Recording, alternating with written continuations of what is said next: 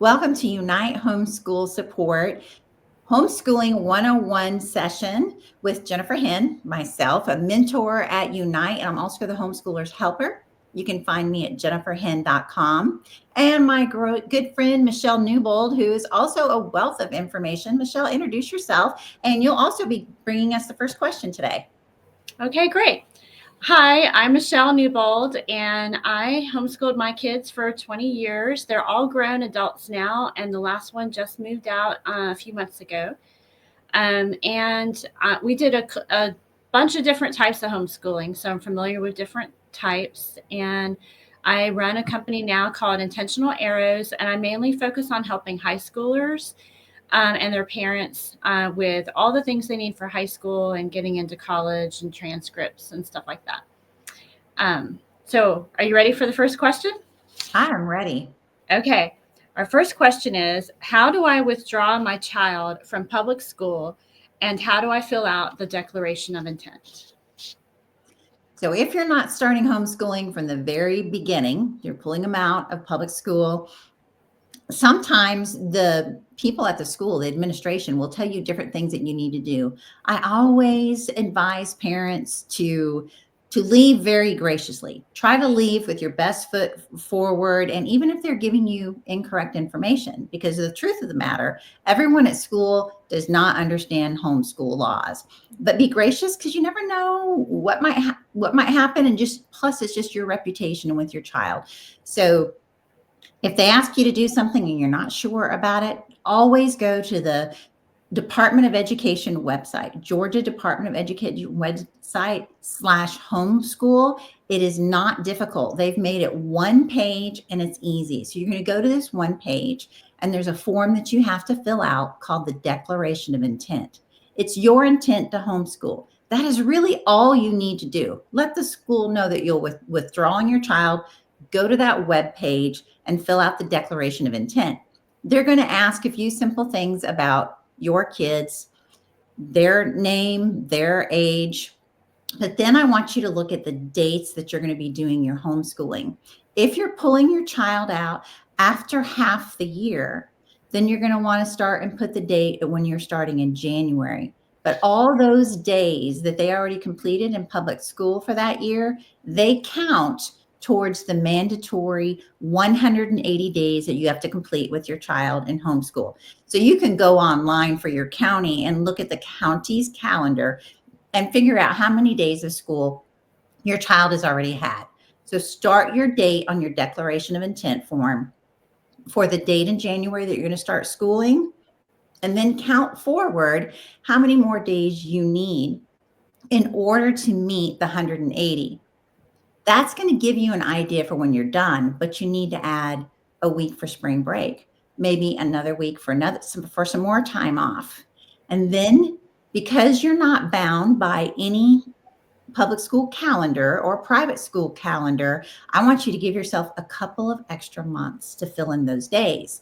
Because as homeschoolers, if something comes up, if you're sick, if you have a family emergency and you have to not do school for a week or so, I don't want you to feel like you had to be done by that public school date at the end of May or the beginning of June. Go ahead and give yourself all the way through till the end of July to complete your 180 days.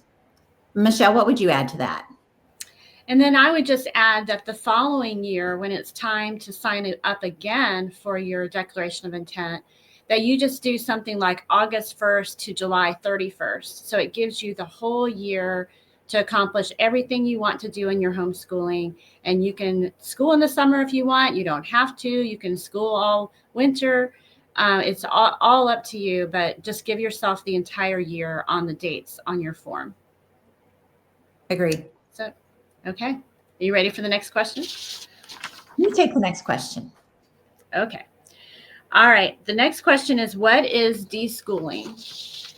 And I don't have a formal definition for it, but the way I would define it is that when you pull your child out of any program, but especially public school, you may need some time to kind of decompress from the time that you've been spending in public school or whatever program you're pulling them out from.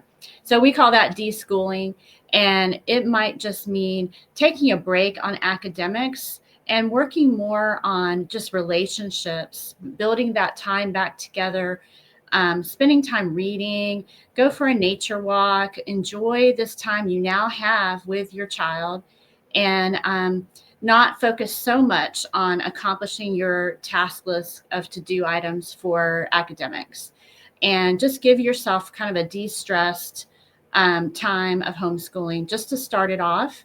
And when you feel that you have, kind of adjusted to your new life as a homeschooler, then you can start adding in your academic program. And I just recommend working on reading together first, and then add math in, and English or language arts, and just start with the basics at the beginning of your homeschooling. And then you can add other things as time goes on, and you're kind of used to the new time you have together. What would you add, Jennifer? Well, I talked to someone just yesterday, and she was telling me, hey, I wanted to homeschool, but absolutely can't, and quit. Well, you know what it was? It was she's just trying to recreate a traditional classroom in her home. She tried to start from the very get-go with all of the subjects, to do all the things. And I understand it, because you know what? We're nervous. We're nervous. What if I do this wrong? What if I break the law? Whatever the thing is, they lay in bed at night worrying about and wringing their hands. So yes, deschooling is completely adjusting to a lifestyle, getting used to your kids. Honestly, I know they love you and you love them, but you guys need to get used to each other again. Right, And right. read alouds is something new that you guys haven't done. You surprise your kids. Say, hey, we're going to get up and we're going to go to this museum today, or we're going to go hike at one of the parks today, something like that. You're going to start building a relationship with the kids. And I 100% agree with you, Michelle. Let's start with figure out the math first, figure out the language first. When you've kind of figured that out and started a little bit of routine with that, then think about adding the other subjects. But that first year that you're going to homeschool, if you've not done it before, give yourselves time to adjust. I hate to think of someone quitting before they really even had a chance to get started. Yes, I totally agree. All right. Our next question is the law. What does the law say about how much we're required to do? What does 4.5 hours look like? How do we test? And how do we do a progress report? Okay, that's a great follow-up, because these are the things that make people so nervous and confuse people. I know we're confusing you, because I told you to go to that, your state's website and see what they say is mandatory. And that's what they say, those things. And that's what's tripping people up, is they're trying to do it all at once, or they're concerned about what, I needed to do 4.5 hours. Does that mean my child has to sit in a desk for 4.5 hours? No. And actually, in Georgia, there's a caveat that says if your child is able. What I would say that most early elementary kids aren't able to sit at a desk and shouldn't be asked to sit at a desk for 4.5 hours. But we count everything. When you're going on that hike, when you're doing those read alouds, they learn so much from reading. All of that counts. You're teaching them social skills when you're out, have them cook with you, clean with you, garden with you, count all that toward their education. Because, Michelle, I like to break it down sometimes as we have disciplined studies when maybe we're learning our math facts. We're actually learning phonics. But then we have discovery studies. Those are when you're watching a quality video or you're at that museum. And then we have discussion studies. So mom is doing a read aloud, and then you set the book aside and you guys all discuss it. That is learning. So it looks different.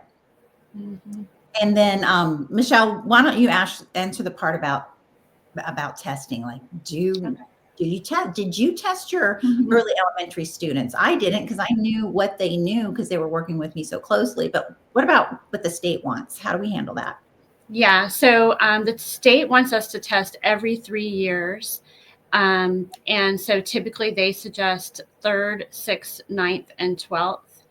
And I think that's when I started testing, and it's optional to test the years in between. I did it just so I could see my progress. To me, the test was telling me how I was doing and whether we were moving the bar a little bit in each of the different subjects. But you have to realize that the test might be covering, like, let's say, earth science or astronomy this year, and you were studying physical science or something completely different. And so what the test is covering doesn't always reveal how much your kid learned that year. And so you have to take it with a grain of salt and not take it personally if the test scores aren't completely accurate in revealing how your child did. And then what I did was I just filed my test in a notebook in case I ever needed to pull them out and show them to anybody, which I never had to do. But it was a way for me to monitor our progress and to have a record that we had done our test per the state law. So what about you? Do you have more to add about that? Well, I will say that sometimes so you, as you said, third grade. And the reason why, even in public schools, or what it's not a requirement, kids are all over the place. On average, they even out around third grade. So in those earlier years, very typical, the boys are better at mathematics than they are language, and vice versa for girls. And they all start to even out around third grade. They're just kids normally are just all over the place with those subjects. So I wouldn't recommend not test, make third grade the first time you do a standardized test. And a standardized test, you can look that up on the internet, homeschool standardized test. There are many services that are available to you, but it does have to be a nationwide standardized test. Yes. And so I have a friend she tested her kids every year for a different reason. She wanted them to be used to the test. Oh yeah, another good reason. Practice testing. Yeah.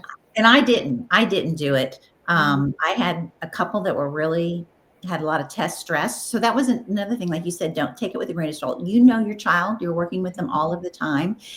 So for the child who is very stressed about testing, I do believe that figuring out having them test more often is going to help them. But you have to understand, in the early years before they mature as an individual, their test scores may not at all show what they really know, but it's a requirement by the state to have it on file. And I would also add that I never showed my kids the test results. I kept that to myself.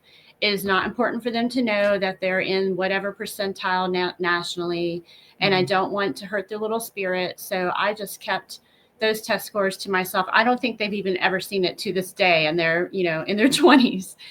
So that's funny. And I would also add about high schoolers, you can use the SAT and ACT when you get to high school. So you don't have to do another kind of test when you're starting to do the SAT or ACT.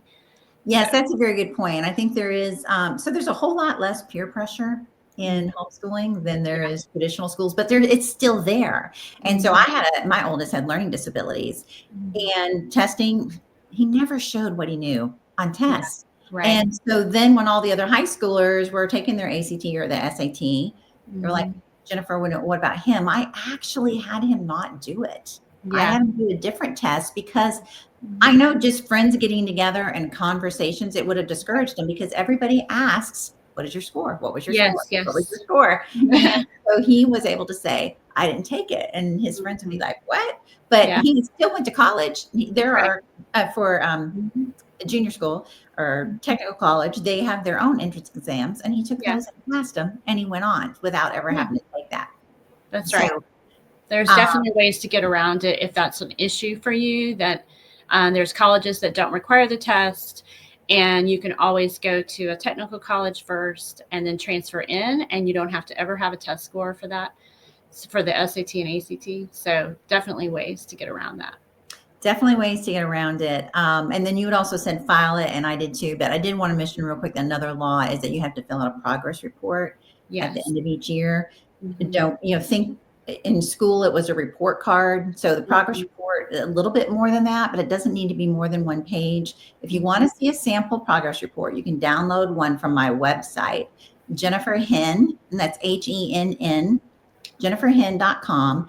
And I have a progress report that you can download with instructions on how to do it. So on the year that you do the standardized test, or maybe you do it every year, just staple it to that progress report. And you might want to take a math and language quiz or test or something that you did with your child at the beginning of the year, and then one at the end of the year, so they can see progress. That's what the progress report is about. It's showing that there's progression. You can even write a paragraph on that, here's where my child excels. Here's their strength and how they progressed. Here's where my child struggles. Here's a strength of how they progress. But it doesn't need to be more than just one sheet. And think of it as a great document for you, because don't think of it as something you have to do to please the state, because you're going to really enjoy looking back that you made that little journal. It's like a journal entry of what you did with your child that year. So that's fun to look back on, and just staple those standardized tests to the progress report and file that, and you're good. Yeah. Awesome. Okay. So our next question is, what kind of goals should I set in homeschooling? And what are my goals for my kids that I should be aiming toward? And I guess I'll start. My opinion is that you should start, we've already said this, with your math and language arts, that those are some of the key goals. If you can have a good foundation in those two subjects, then everything else will start falling into place as you add those subjects. I would also have one of your goals be immediate obedience. When you're asking your child to do something as a second grader, and they obey and they do it with a happy heart, then that is really going to help you when you get into the teen years. And so I just really think good discipline at home is a very good, important goal to have. And having a peaceful home life would be a good goal to have, and not let homeschooling become a big stressor in your life. But just having a good routine, a good attitude, good mindset, and then the academics focusing on math and language arts first as you start homeschooling. What would you add, Jennifer? I can't reiterate enough, giving the highest priority of your day, the highest priority of your energy, mom, because it is important how our kids learn and when it's best for them. And things change as seasons change, or things change when you have a little one at home. Someone who's taking naps, or a toddler. Toddlers tend to be the hardest to me. But we are so different with how we schedule, but kids do better with structure. So when I say structure your day, that can have loose parameters. You can have a loosely structured day versus a friend of yours who has a pretty tightly structured day. So our different personalities are going to put into play, but kids do better with some structure. So my energy levels were better, the kids' energy levels were better, and I had a child with ADHD, and so we were careful about a low carb breakfast. Sometimes I gave him supplements. So when his brain was best at concentrating and I was most awake, we always did the discipline studies first, the math and language art earlier in the day. After that, we had a lot of flex with our structure. But kids do well in the structures. And I started, Michelle, I'd be curious to see how you did it, but I did make a plan for the whole year. And you don't have to write down every little thing. Like, here's where I want to be here. Here's when I want to be here. And then I could tweak that plan as I went. I know the years that I didn't do that, I'm just going to do the half a year plan. And then in January, I'll do the rest of the year plan. That never happened. January is a really hard year to homeschool. Okay. Oh, yeah, for sure. January and February are the hardest. Yeah. Christmas is over. It's icky outside. Nobody is in the mood. Yeah. And so I found that it's much easier to tweak a schedule that has already been made than it is to start fresh and do a schedule. Don't get discouraged when you look at your goals, say, oh, I'm not there. They have this saying that says that you can never complete in a year what you want to, but in 5 years, you can complete more than you imagine. It's really about the steady plodding consistently. Yes. And when your kids are little, mamas, you guys with littles, it's okay if you don't do your math and language arts 5 days a week. Do Monday and Tuesday, take a break on Wednesday, do Thursday and Friday. That's still a schedule. My daughter, who has a profound math disability, and I did not know that when she was young, and I was such a stickler about getting to that math all the time, I actually just didn't know how to help her anymore. And I said, let's take a break. And I found out that was the best thing for her, was to take a break. So from then on, when we did math, I would give her lessons and teach her the new concept for 2 or 3 days. And then we'd stop doing math for another 2 or 3 days. And then she was ready again. But when I tried to consistently teach her, and again, she had a learning disability, it just didn't work that way. But that was still our schedule. we still kept moving forward. I knew what I was going to do. I just like, okay, we don't do math every day. Mm-hmm. Does that make sense? Yes, totally. Yeah. I had a similar plan. What I had was a plan by the hour of what we were going to do. But if I got off on the times, I didn't really look at the clock. I was just like, okay, now we move to the next subject. And if we were off, if we were early or late, it didn't really matter. It was just sort of a guideline of our order of academics so that we could be flexible. And I didn't want to be completely tied to every millisecond of the day. And then when planning the subjects out, what I worked for me was to do a quarterly plan and just plan 9 weeks at a time on one piece of paper for each subject. And then as the kids began to be older, I gave them copies of that plan. So I had a copy in my book and they had a copy. And I was trying to teach them to cross off each time they did an assignment so that they're learning independence and responsibility as I'm talking like 4th and 5th grade to start, as they're starting to be older, elementary, they can start learning to take responsibility for doing each subject and keeping track of where they are. But I always had my master plan. So if they didn't keep up with where they are, I knew where they were in my book. And I did it by quarterly because inevitably something would happen and we'd get off. And then I could just start on a fresh page and plan the next quarter and not feel like I have to rewrite the whole year because I did it by hand. I guess nowadays there's probably spreadsheets for that, but I was writing it out by hand. So anyway, And do whatever works to do for what you. works. Yes, exactly. Yeah, and it's the same with the kids. At what age you want them to start marking off? We do. We want Yeah. them to start being responsible. I definitely emailed. When mine got older, they'd be like, "Mom, you didn't tell me," or "Mom, no, I can't find it. You didn't give that to me." I'm like, "That's enough of that. I'm emailing you your Yeah. weekly schedule." I had made the big schedule, but I emailed it to him. So I just want to interject right now is that there are multiple ways to homeschool. What I don't want you to do is to swing the pendulum over here where you're like a sergeant and you don't ever have any spontaneity. I want you to have some spontaneity. I want you to have some real fun times with your kids, but I also don't want you to swing to the other to like, okay, we don't do a schedule. Like I had a bad experience with schedules in the past, or I hate schedules. Find your balance and find your person to follow. There are a lot of people out there in the homeschool world that are willing to help you. I say you can find anyone to agree with you on the internet. Like, yes, so true. But what you want to do is you want to find 2 or 3 people to follow with something that kind of aligns with your personality and how your family is structured, and stay away from the 2 extremes. But this is a job. I think we've lost that somewhere that, I know my mentor always taught me, she's like, you have a job to do. And we want to finish with educated, well-adjusted, that's what we want. That's what everyone wants, right? So when our children are ready to go out into the world and that they can be adaptable and have jobs and be responsible. And some of those kids are really going to want a career that's going to require college. Some of them are going to want to get into a job that requires them to be able to have that executive function skills built. So things obviously change as the kids grow older, but do think of this as a job with an absolute huge and wonderful reward when you're done. Yes. Amen. All right. So the next question is, what about online school? What are the pros and cons for online school? Do you want to give that a shot to start with? Sure. Okay.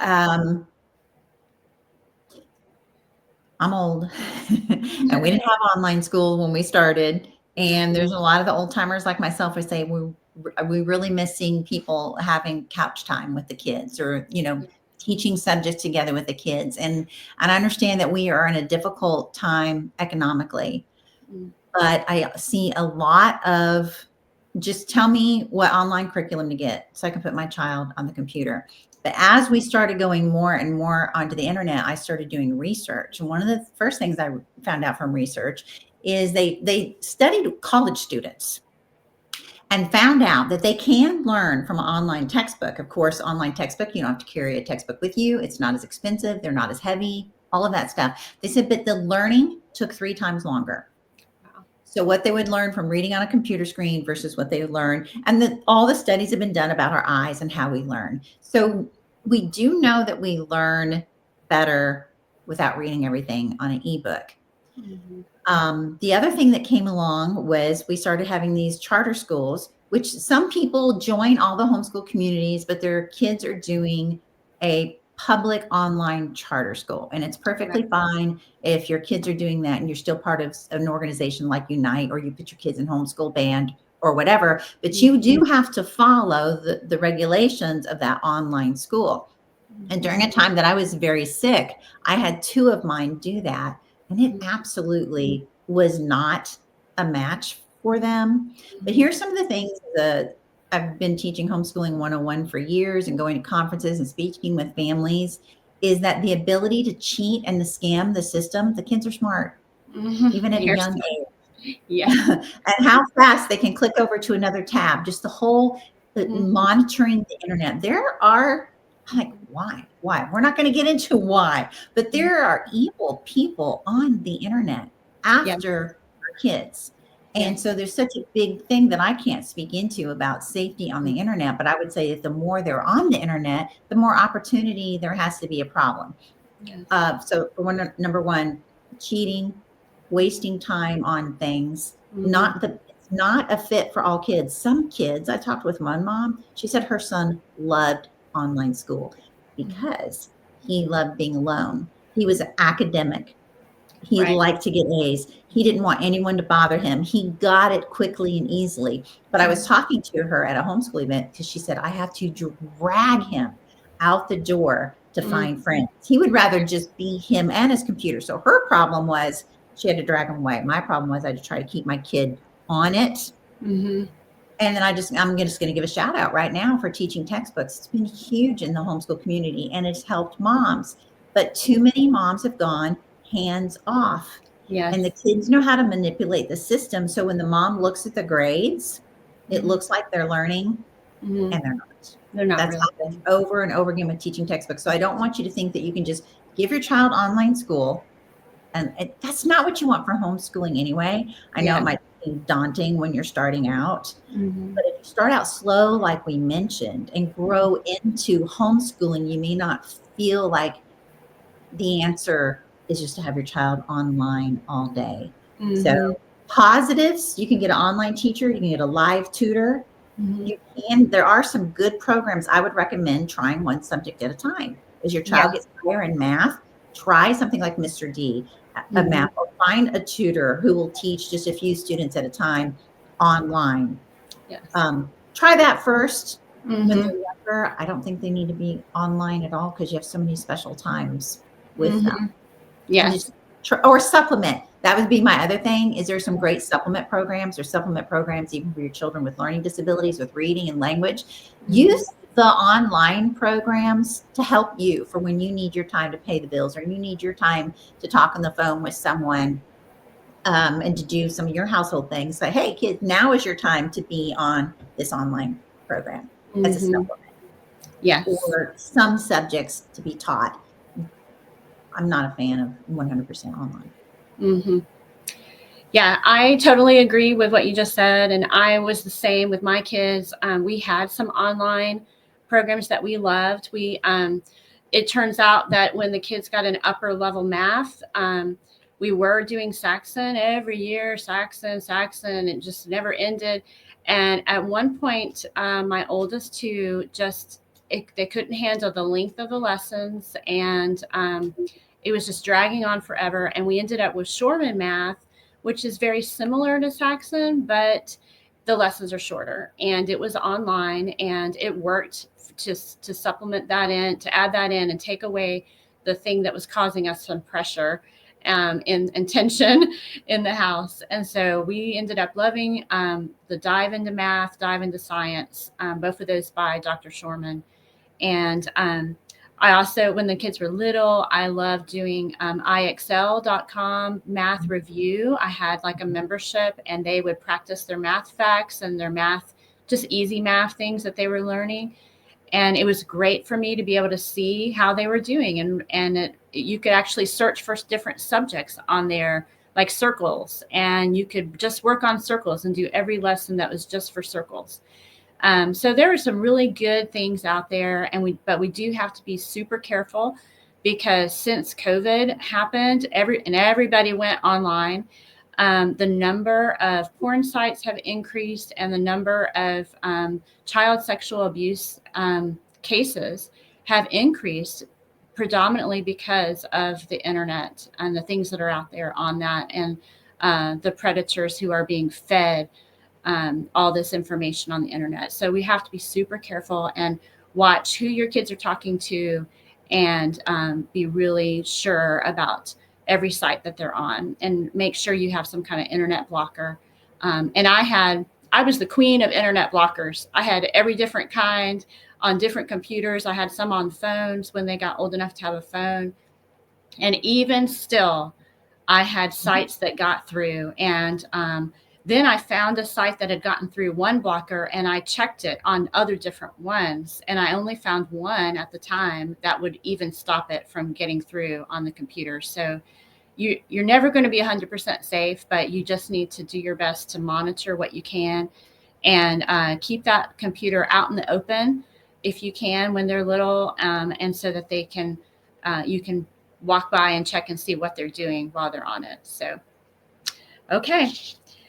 The next question is, can I work full-time and homeschool at the same time? So you want to try that one, Jennifer? Sure. Okay. I say it depends. In fact, Yes. earlier, I mentioned the young man who loved to just work by himself on the computer, excelled, very academic, and his mother worked full time. So her struggle was to get him out and about. It depends on you. It depends on your job. It depends on your children. Now, full time, that is a high task. Yes. I know a widowed mom that did that, but she worked on the internet at night. Her daughter was a pretty good student. And then they arranged their whole schedule for her work hours. And there are some jobs out there for homeschool moms that are part-time if you have flexible hours. Now, if you have, it would never have worked for me to work part-time when my kids were little. With the kids that I had, two rambunctious boys who needed lots of breaks to do jumping jacks and run. We needed physical activities, and then, a preschooler. I have a friend, though. I did work part-time when my kids were in high school. And I have a friend, her kids were younger. We worked for the same company. She worked from 5 a.m. to 9 a.m. every morning. So it was a part-time job. So that's why I say it depends on you. Are you going to, there are those jobs available for homeschool moms from 5 to 9. I'm not going to work from 5 to 9. When my kids were in high school, I was much more flexible with the hours that I put in, but I did sales. I had that flexibility. What kind of flexibility do you have, and how independent are your children? Yeah. And we always had to live very frugally. We drove old vehicles. We had an old home so that we could do what we did. And I know we're all coming at it with different needs financially, but my heart is breaking at how many I hear saying, well, I really want to homeschool, but I need to work full time. I know of several homeschoolers that started their own business. So they didn't make a living wage, but they made enough to supplement, maybe make enough to pay for all the homeschooling things, or made enough to make the car payment. So that's what I would say. My preference would be that you wouldn't have to work, but I understand that some of you have to work. So is there a business you can do? And as your kids get older, the kids can help you with that and just learn as an internship, flexibility, your children. And if your kids need a lot of help with their homeschooling, some need more than others, it's going to be a really hard thing to be able to work unless you work at nights while your husband is home. And that could happen too, but hopefully only for a season. Yeah. What have you seen and observed in working and homeschooling? Well, I've also seen online people saying, I've just pulled my kid out of school, but I have a full-time job.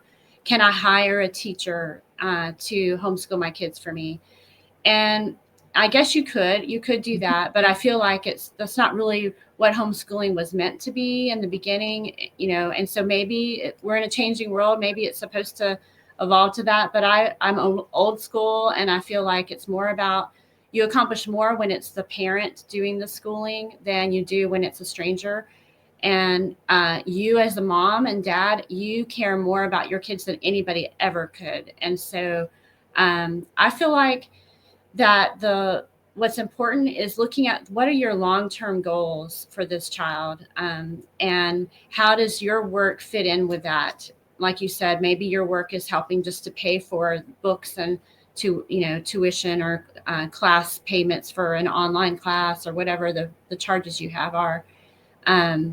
And my husband, we did sacrifice for me to come home. I quit my job when I was fixing to have my first child. I said, I want to talk about maternity leave. And then I said, I'm not coming back. So that's my leave. I am leaving. And I ended up staying home the whole time. And we were blessed that we could do that. But it was a huge financial decrease. I actually made more money than he did when I quit my job. And so it was a big sacrifice. But he says over and over all the time how it was the most important thing we've done as a family is to sacrifice that time for me to be at home and raise our kids and homeschool them. And so I just think looking at what your long-term goals are and then trying to think through how can your short-term goals get you to that place where you've launched your kids and they're responsible adults, and you've taught them the things that you want them to know before they leave your house. So I agree. And I'm done. And there were times that I thought, well, maybe my kids will be like, hey, Mom, why didn't you just get a job so we can have stuff? Right. Not the case at all. In fact, they loved that they were homeschooled. And so, and I didn't really even think of it as a sacrifice for a long time. One of my cousins said to me a few years ago, wow, you've sacrificed a lot. And the funny thing is, I never thought it was about a sacrifice because it's what I wanted to do. I quit a great job too with great perks. Yeah. But we actually decided it before we got married. So when we bought our house, we didn't decide that we would homeschool, but I said, I want to stay home when the kids are little. So that's where we were at. I want to stay home when the kids are little. And we ended up buying a house based on his income only. And we had our vehicles paid off before I quit. I quit 5 days before my first was born. Okay. That's almost exactly what I did. I had 3 weeks, but what happened was I quit and then she came the next week. So yeah, he came early. Yeah. So, but I had no idea that years later I would still be involved in the homeschool community, but it's just become part of our life. So each walk is different. Some women, hey, your life is not over. Mamas, your life is not over. I know it's going to seem like it. There are days you're going to feel like I'm going to be doing this forever, but you're not. And your life isn't over when you're done. So many of my friends, Michelle, have gone back and to their career that they were at, that they quit. Yes. Yeah. I mean, you have a lot of skills that you learn as a homeschool parent. So you can put that on your resume and shine that thing up and send it out and go back to the workforce. Okay, so now we're going to talk about curriculum. So what curriculum should I use for early elementary school?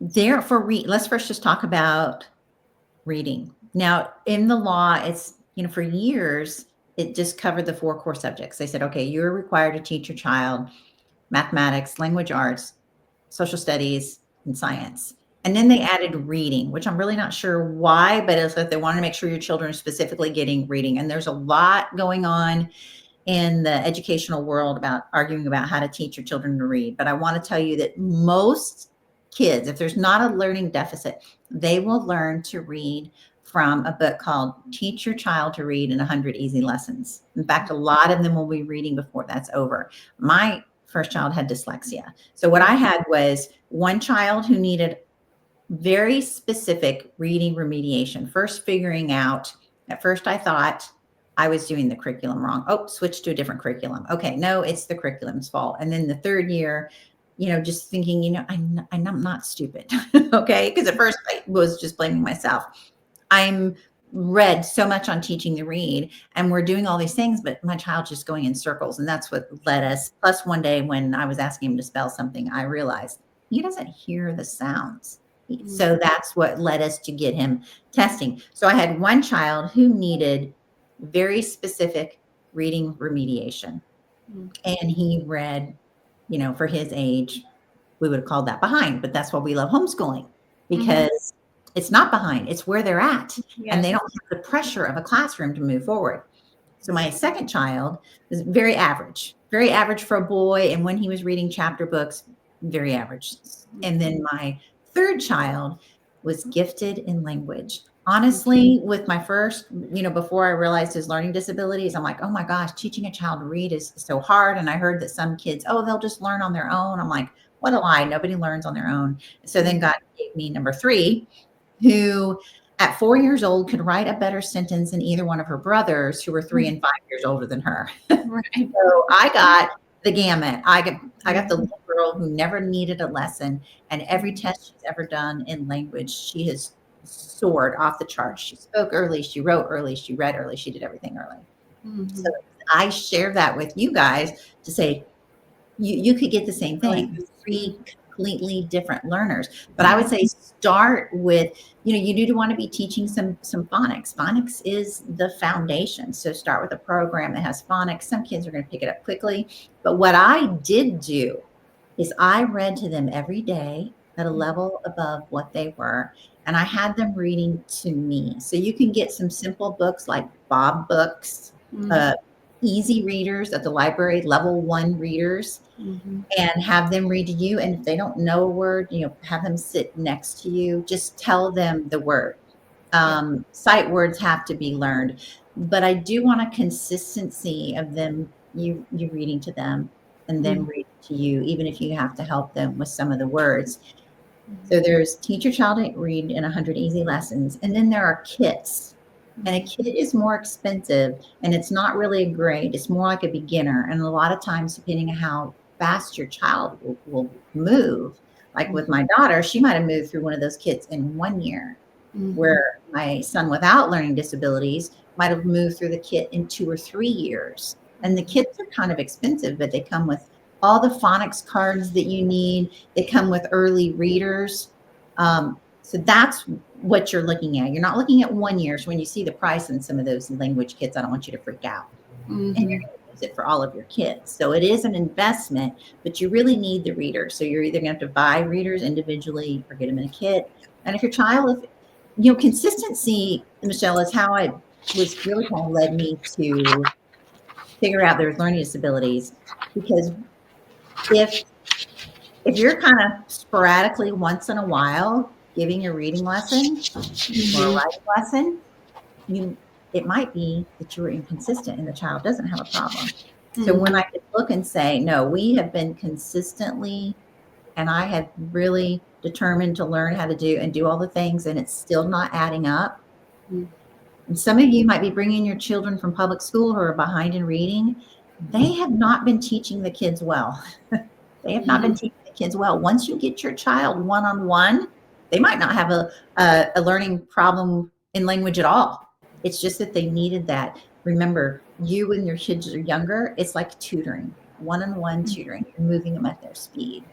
So I would say that about language. I have thoughts on math curriculums too. I don't know how you feel about talking about either one of those. Okay. Well, I also used Teach Your Child to Read in 100 Easy Lessons. And what I would do is when they got to about 3/4 of the book, this may be the wrong way to do it, but what I did was we switched to reading books together, Bob books and little readers and things, just to make it more exciting for them. And I had one who was very slow to read, and I decided that I needed to make reading my priority because he needed me to make it number 1 in my day. So the very first thing we would do when we had a little homeschool set up in the basement at that time. And I just said, you know what? Reading with him is my number 1 priority. If nothing else gets done, we are going to sit down and read together. So And sometimes I would have him read a page and then I would read a page. And that gave him a little break from just being tired of having to think and read. And he could see me reading, and I'd show him with my finger each of the words as I read. And then we'd flip the page and it'd be his turn again. And we would just go back and forth one page at a time. And we also did read alouds as a group with all my kids, where I would read. And after doing that for years, I did get tired of doing it. And that's okay to be tired. So I invested in Audible or LibriVox. LibriVox is free.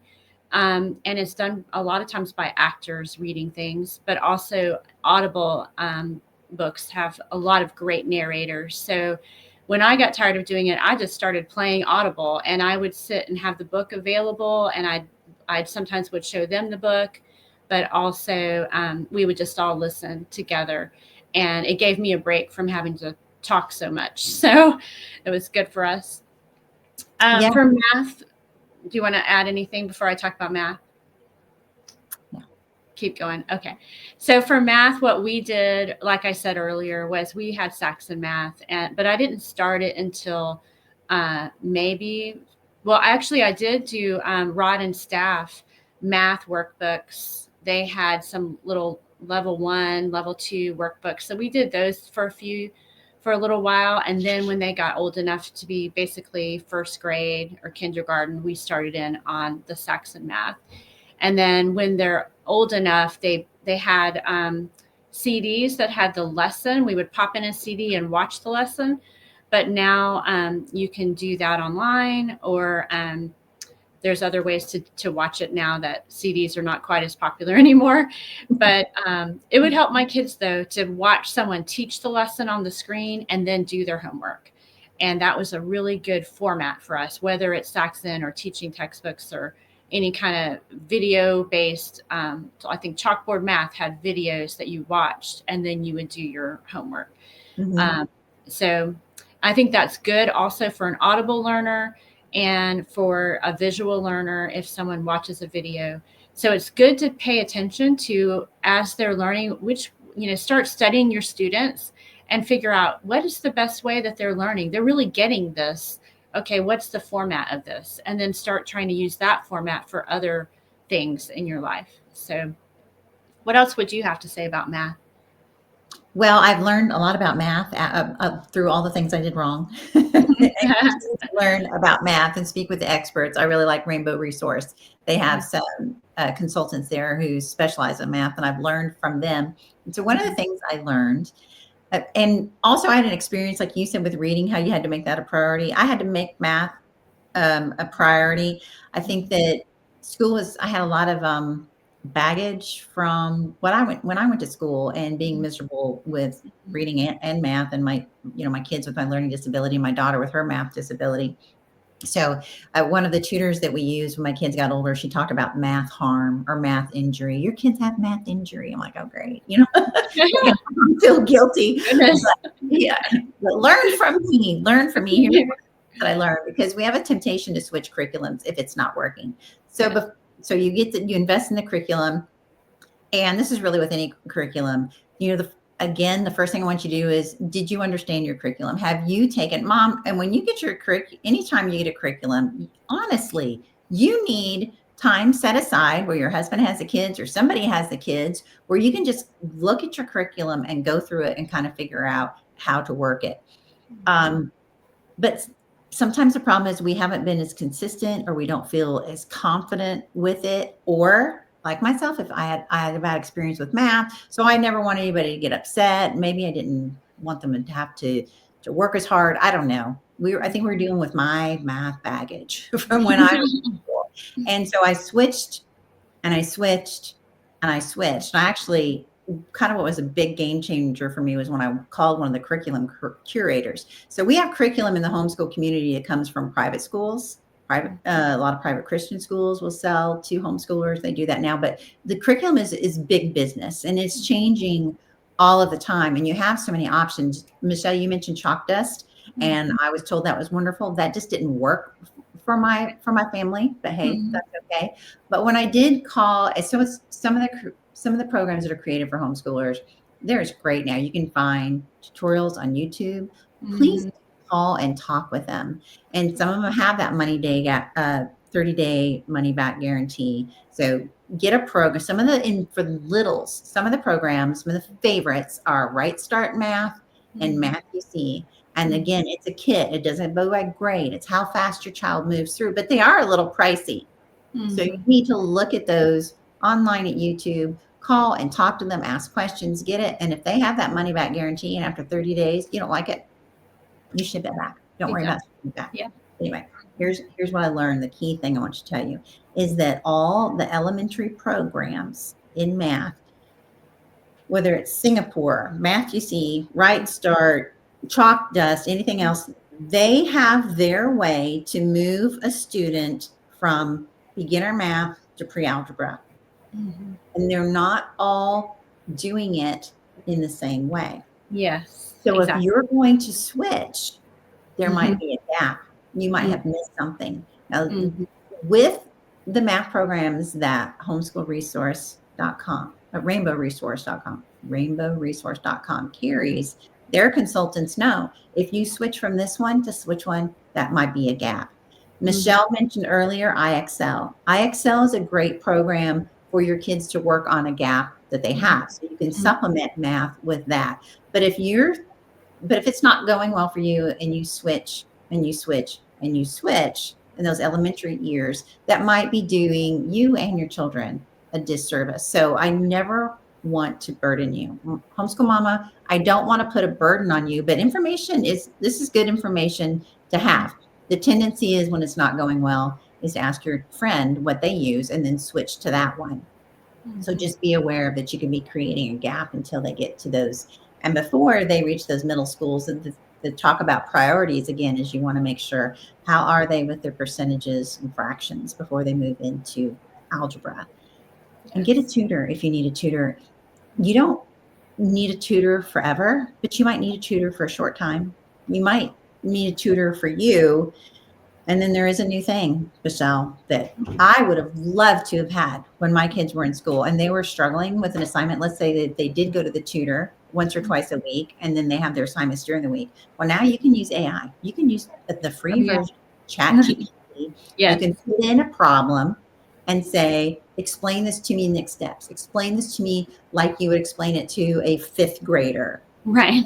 Have the conversation with AI in the same way that you would have a conversation with a tutor and it came back. So mom, you use that to help you. And you can also use that to help you grade, their essays and things like that. So a lot of this is about mom boning up on her grammar. So you don't have to do a grammar program. You don't have to do vocabulary. If you're doing a lot of reading, their vocabulary is going to be great. You don't have to do a separate vocabulary program. You don't have to do grammar actually is not foundational. If there's something, mama, that you need to let go of this year, let go of your grammar book, those extra grammar exercises. You look at it, bone up on yours, but grammar can wait. Some things can wait. So you have those priority because you're only one person. Yes. That's why Michelle and I are talking to you about really work on math and language arts because all the rest of learning is going to build on it. And count everything for your 4.5 hours.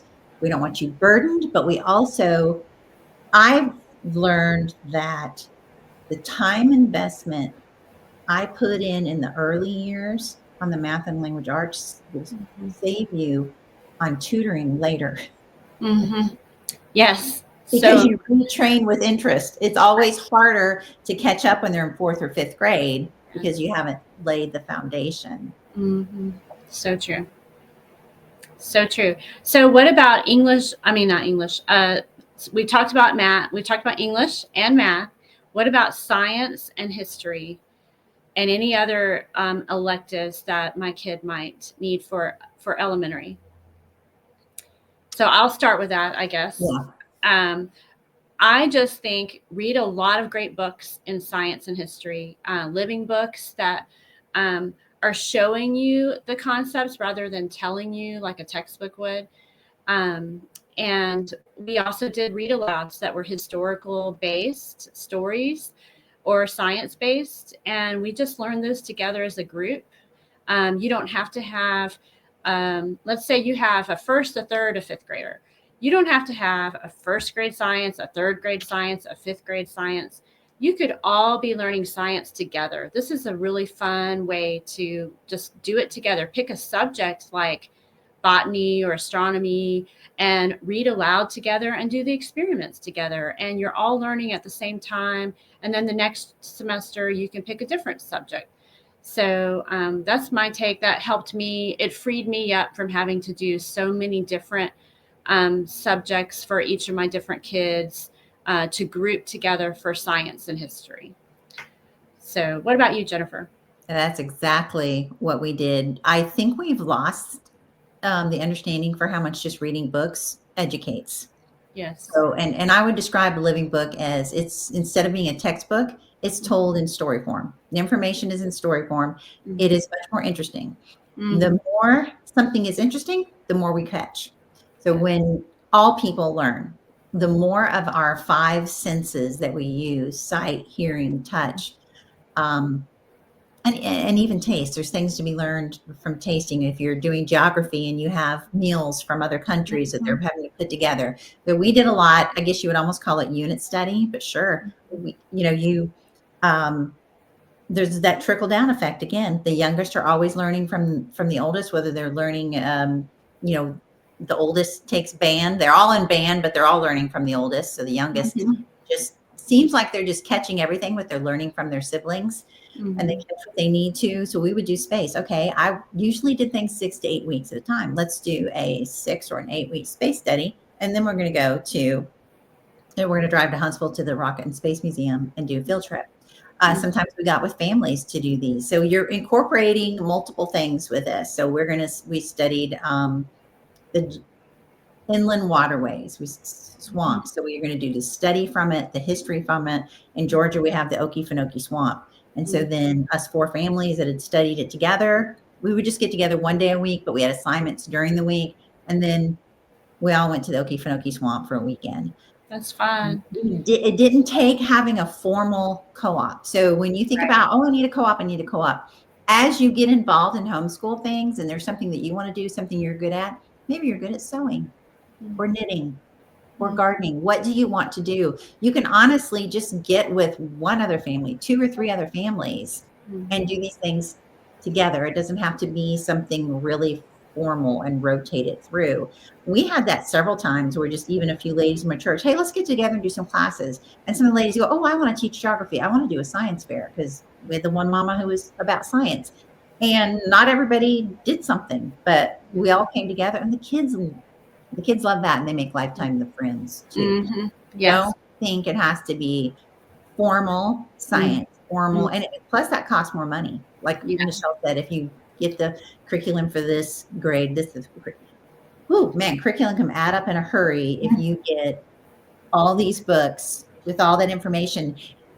And even if you've got a 3rd grade book and your other kids are younger, textbooks are reference books. So even if you find one online that's inexpensive, that it can give you an idea. Maybe we should talk about scope and sequence a little bit. Some people think that's a dirty word, but I don't. Did you ever use a scope and a sequence, or? Yeah, or even just like the table of contents from a book.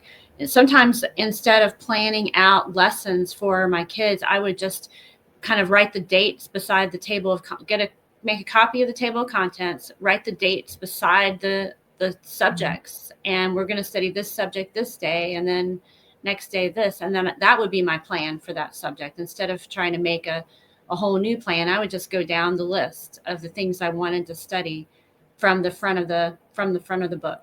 So yeah, I would do the same thing. But for example, when we studied space, we went to the library and I checked out a whole bunch of books on space. So even like a beautiful picture book on space, it would have each chapter like, oh, look what they cover. Like, for instance, our history we studied about astronauts, but then I went over here into where they have the easy readers, and sure enough, they had some easy readers on some of the original astronauts. So we were going to cover history, and you can even do a timeline.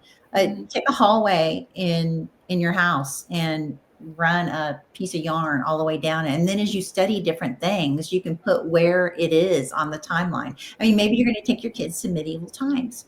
I Yeah. found that it actually works better to study something and then go do the field trip. And our kids were Yeah. so excited about doing the field trips. So let's say Unite is, in fact, they're going to be having a rule as of this recording. There's a the times coming up. Well, wouldn't it be so fun if you and a couple other families like, okay, on Friday afternoon, we're going to meet and we're going to discuss what did go on in medieval times. Mhm. You have your timeline going on, in your hallway, and you're string it because you can leave it up for a year at a time, print out some pictures and have the kids begin to understand where in time this is and learn a little bit about it. Even a fiction book, who's that guy? Michael Crichton wrote a really fun Yeah. timeline book, and they even made a movie about it. And it went back in medieval times, and he researched so much for it. So if you're a high schooler, is going to be going to medieval times, have them read that book. I don't remember the title of it. It might be Timeline or something by Yeah. Michael Crichton. And I just realized I just recommended a book that I'm not sure if it has language in it or not, but Yeah. For high school only. only. Anyway, all the grades. Just go to the library and look it out and look it up. And even if you just did it for a couple weeks before you went, it's a fun way to add. Our kids they end up knowing so much about so many things. Yes.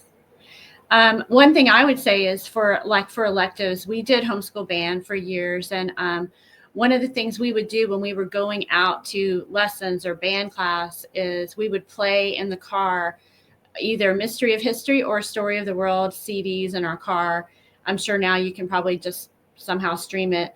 But they loved that. They were like, what chapter are we on now? We'd turn it on and we'd listen to it, and it would be kind of our elective day where we would go do our band class and we would listen to that story of the day. And there were also other recordings we would play in the car. So just making use of your time. Don't always have just the news on or music on, but have your kids listening to things as you go, and taking advantage of all the moments that you're having together to learn together. And that really builds excitement as you're doing things together as a group.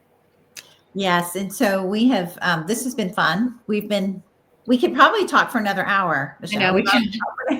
So I would just, as we close here, I would just tag on to what you just said, Michelle, that it is so fun when your kids start teaching you things because they listen to your story hour. They listen to dive into history, or they read the books of the things that interest you. I remember my third grader correcting me. I'm like, no, son. And him bringing his library book and going, see, Mom, right here. One of my kids had their passions, and especially as they got into high school, they were learning on their own. They could teach me things. So there really was that atmosphere of learning. And I'm hearing that you homeschooled a lot like I did. And each one It's so funny. gives them time to go after their passions, right? Right. Yes. So funny that we're living in the same town and we didn't know each other, and we were probably doing the same exact things on any given day, Right. That's true. And, I recently read, because of a project I'm doing, I read 5 different books on homeschooling. And I'm like, you know what? The tried and true die-hard homeschoolers, we agree on way more than what we disagree about. Yes, so right. Reach out to us, reach out to Michelle and reach out on the Mighty Network, reach out to her through her website. And you want to give us your email real quick if they want to reach you on email? Yeah, it's just michelle@intentionalarrows.com. And I'm happy to talk with anybody who has questions from kindergarten to high school, just whatever your question is. And the same with me. Reach out to me. I know I mentioned that I had to do a special remediation program, but we're not going to get into that today. But if you have questions about that, Jennifer Henn is my website. But if you want to email me, Jennifer@jenniferhenn.com. Jennifer@jenniferhenn.com. So, well, thanks for joining today, Michelle. It was fun reminiscing about all those years. I loved it. Yes, we just want them to love homeschooling. And so maybe we can do this again sometime and answer a few more questions. Sure. Again, sounds great. You can, send us some information with questions that you want. Yes. All right. Till next Thank time. you. Bye. Bye.